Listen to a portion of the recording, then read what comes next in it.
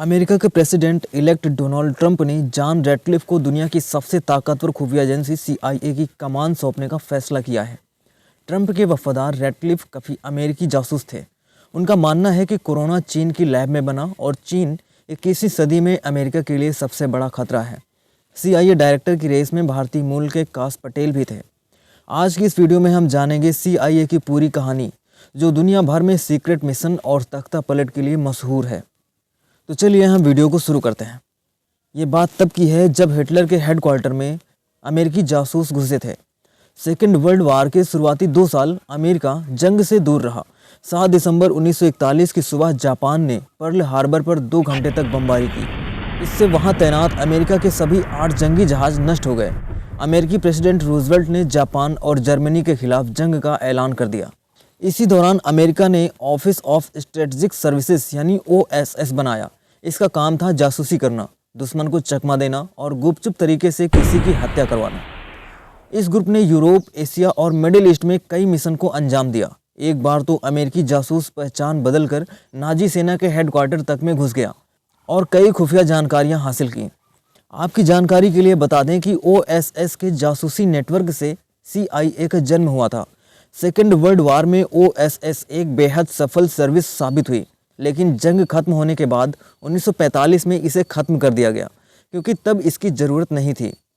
विश्व युद्ध के बाद सोवियत यूनियन और अमेरिका में एक नई होड़ शुरू हो गई, जिसने कोल्ड वार को जन्म दिया। नए राष्ट्रपति हैरी एस ट्रूमैन ने कहा कि OSS ने जो नेटवर्क स्पेशलिस्ट और जासूस बनाए थे, उनसे एक जासूसी एजेंसी बनानी चाहिए। 1947 में सरकार नेशनल सिक्योरिटी एक्ट लाई। इसके तहत राष्ट्रीय सुरक्षा परिषद यानी NSC और सेंट्रल इंटेलिजेंस एजेंसी, इसे CIA के नाम से जाना जाता है, ये दोनों बनाई गईं। वर्तमान में CIA का सालाना खर्च लगभग 1.25 लाख करोड़ रुपए तक है। इसकी शुरुआत 18 सितंबर 1947 से हुई थी। इसका हेडक्वार्टर लैंगले, वर्जीनिया में है। CIA का मुख्य उद्देश्य खुफिया जानकारी जुटाना, देश के खतरों को रोकना और राष्ट्रीय सुरक्षा सुनिश्चित करना है। इसके पहले डायरेक्टर थे रियर एडमिरल रास्को हेलेन कोटर। मौजूदा डायरेक्टर हैं विलियम जोसेफ बंस। अगले डायरेक्टर होंगे जॉन रैटक्लिफ। इनकी अभी नियुक्ति नहीं हुई है। रैटक्लिफ खुफिया और राष्ट्रीय सुरक्षा पर अपनी पकड़ के लिए जाने जाते हैं। ट्रंप के पिछले कार्यकाल में वे नेशनल इंटेलिजेंस के निदेशक रह चुके हैं। CIA प्रमुख US इंटेलिजेंस चीफ को रिपोर्ट करता है, यानी जॉन रैटक्लिफ तुलसी गाबार्ड को रिपोर्ट करेंगे, जिन्हें ट्रंप ने इंटेलिजेंस चीफ बनाया है।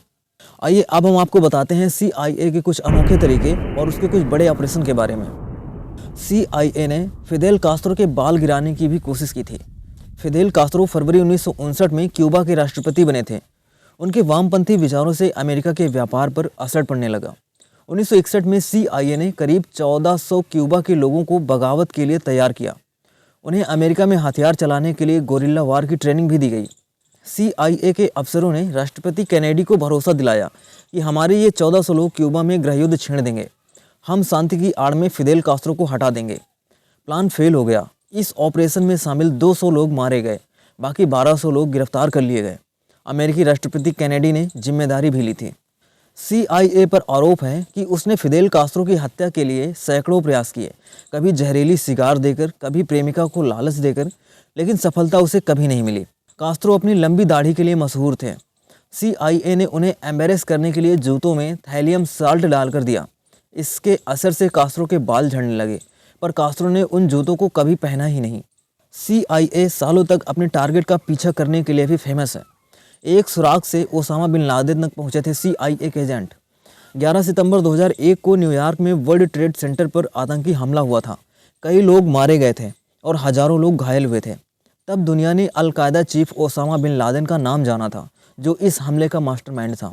अब अमेरिका ओसामा बिन लादेन को खोजने में लगा था, कोई सुराग नहीं मिल रहा था। CIA के प्रमुख रहे लियोन पनेटा अपनी किताब में लिखते हैं कि जून 2009 में हमें अबू महमूद कुवैती के बारे में पता चला, जो ओसामा का खास था। 2 साल तक लगातार ट्रैक करने के बाद पता चला कि कुवैती इस्लामाबाद से 35 किलोमीटर दूर एबटाबाद में आता जाता है। उस घर की दीवारें 12 से 18 फुट ऊंची थीं। घर में लैंडलाइन या इंटरनेट कनेक्शन नहीं था। ओसामा का पता कंफर्म करने के लिए CIA ने एबटाबाद में एक फेक पोलियो वैक्सीनेशन प्रोग्राम भी लॉन्च किया था। इसके लिए CIA ने शकील अफरीदी नाम के एक पाकिस्तानी डॉक्टर को चुना था। CIA के पास ओसामा की बहन का DNA सैंपल था। इसे उस घर में रहने वाले लोगों से मैच करवाना था। बहुत कोशिशों के बाद CIA को कामयाबी मिली। सैटेलाइट इमेज और ड्रोन्स के जरिए आइडेंटिफाई ओसामा का पता मिल गया था। Bilal town compound, Abbottabad, Khyber Pakhtunkhwa, Pakistan. आप जो फोटो देख रहे हैं ये उस घर का फोटो है जिसमें ओसामा बिन लादेन रहता था। 2 मई 2011 को अमेरिकी कमांडोज की टीम ने ओसामा के ठिकाने पर हमला कर दिया और उसे मार गिराया। CIA अपने मिशनों पर बेतहाशा खर्च करने के लिए भी जानी जाती है। करोड़ों लगाकर ईरानी PM का तख्ता पलट करवाया। 1951 के चुनाव में ईरान में नेशनल फ्रंट को बहुमत मिला। मोहम्मद मोसादेक प्रधानमंत्री बने। उन्होंने ईरान की ऑयल इंडस्ट्री को अपने कंट्रोल में ले लिया। इससे पहले ऑयल कंपनियां ब्रिटेन के अंडर में थीं।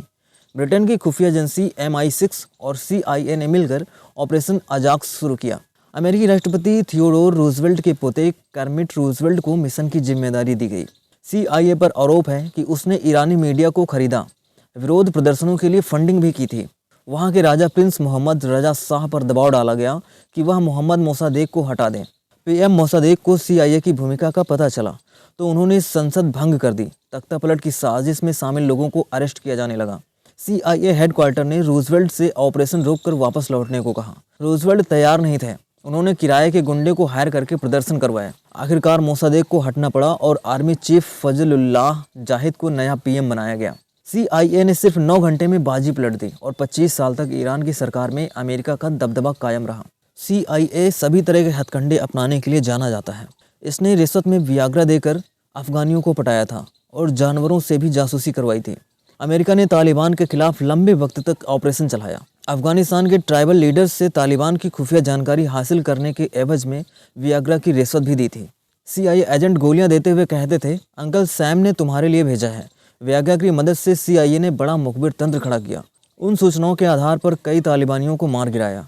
इसके अलावा जानवरों से जासूसी के तरीके भी अपनाए थे। अब आपको बताते हैं कि CIA ने जानवरों के जरिए भी जासूसी की थी, जैसे कि कबूतर। CIA की रिसर्च टीम ने एक ऐसा कैमरा बनाया था जो इतना हल्का और छोटा था कि कबूतर भी इसे उठा ले। इसे कबूतर के पीठ पर बांधकर विदेशी देश के गुप्त क्षेत्र पर छोड़ दिया जाता था। इस कबूतर को विशेष ट्रेनिंग दी जाती थी। दूसरी है बिल्ली। बिल्ली के कान में माइक्रोफोन लगाया गया। उसकी ढीली त्वचा के नीचे छोटा ट्रांसमीटर लगाया गया। ये बिल्ली विदेशी एजेंटों की जासूसी करती थी। बिल्ली का अपना दिमाग होता है, यह ज़्यादा सफल नहीं रहा और 1967 में इसे बंद कर दिया गया। मछली के जरिए भी जासूसी करवाई गई थी।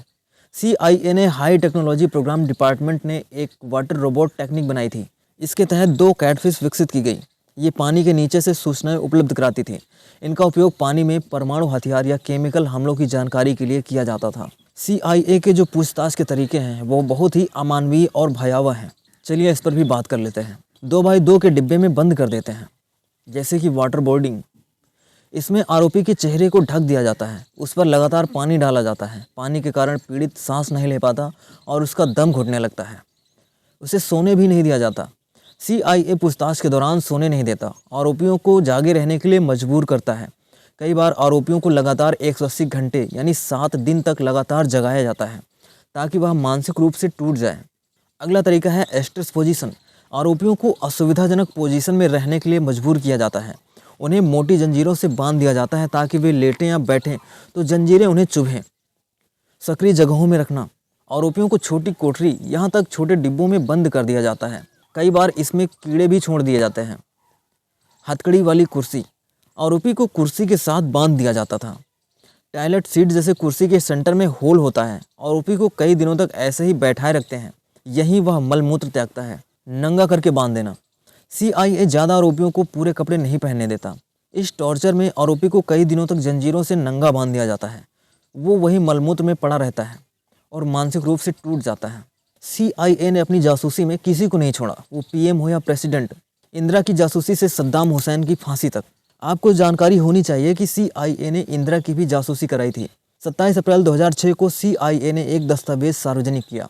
इससे पता चलता है कि लाल बहादुर शास्त्री की मौत के बाद जब इंदिरा गांधी PM बनी थी तो CIA एजेंटों ने उनकी जासूसी की थी।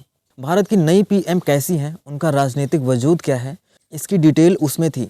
यहाँ तक कि किस तरह से कांग्रेस सिंडिकेट उन्हें परेशान कर रहा है, ये जानकारी भी उस खुफिया रिपोर्ट में थी। 1979 में सद्दाम हुसैन ने खुद को इराक का राष्ट्रपति घोषित किया। अगले ही दिन उसने ईरान से जंग छेड़ दी। 1990 में कुवैत पर कब्जा करने की कोशिश की। अमेरिका ने इसका विरोध किया था। 2002 तक बुश ने सद्दाम को तानाशाह और दुनिया के लिए एक खतरा बताया था। साथ ही कहा था कि इराक ने सामूहिक विनाश के हथियार बना रखे हैं। दिसंबर 2003 में अमेरिकी सेना ने सद्दाम को पकड़ लिया। सद्दाम के कई हमशक्ल पहले भी पकड़े जा चुके थे। CIA के एनालिस्ट निक्सन लिखते हैं, मैंने उसे देखते ही पहचान लिया, वह बहुत अकड़ू था। 3 साल बाद सद्दाम को फांसी दे दी गई। CIA सिर्फ जासूसी ही नहीं करती बल्कि हमला भी करती है। अफ्रीकी देश कांगो के PM की 1961 में गोली मारकर हत्या कर दी गई। इससे पहले CIA ने पैट्रिस को टूथपेस्ट में जहर देकर मारने की कोशिश की थी। दीम 1955 में US के समर्थन से राष्ट्रपति बने थे। उनके तेवर बदले तो 1 नवंबर 1963 को आर्मी ने तख्ता पलट कर दिया। दीम भाग निकले लेकिन अगले ही दिन उन्हें पकड़कर हत्या कर दी गई। अल-कायदा का सीनियर मेंबर CIA ने यमन में ड्रोन हमला किया जिसमें अल अवलाकी की मौत हो गई। उसकी हत्या विवादास्पद थी। वह एक अमेरिकी नागरिक था। यह संभवतः पहली बार था जब किसी अमेरिकी को बिना किसी मुकदमे के CIA ने मार दिया था। तालिबानी नेता हकीमुल्लाह महसूद को CIA ने पाकिस्तान के उत्तरी वर्जीनिस्तान में ड्रोन हमले में मार गिराया था। महसूद ने अफगानिस्तान में अमेरिकी सेना के कई जवानों की जान ली थी। ये बदले की कार्रवाई थी। अगले हैं Qasem Soleimani. Iran Quds force का कमांडर सुलेमानी बगदाद में एक सेफ हाउस में छिपा था। CIA ने सैटेलाइट से ठिकाना खोजकर ड्रोन अटैक में सुलेमानी को मार गिराया। दोस्तों, आपको हमारा वीडियो कैसा लगा आप में कमेंट के माध्यम से ज़रूर बताएं। वीडियो पसंद आया हो तो इसे लाइक कर दीजिए, शेयर कर दीजिए और हमारे चैनल को सब्सक्राइब जरूर करें। इससे हमारी अगली यूजफुल वीडियोज़ का नोटिफिकेशन आपको सबसे पहले मिल सके। तो मिलते हैं आपसे किसी नए वीडियो में। तब तक के लिए नमस्कार।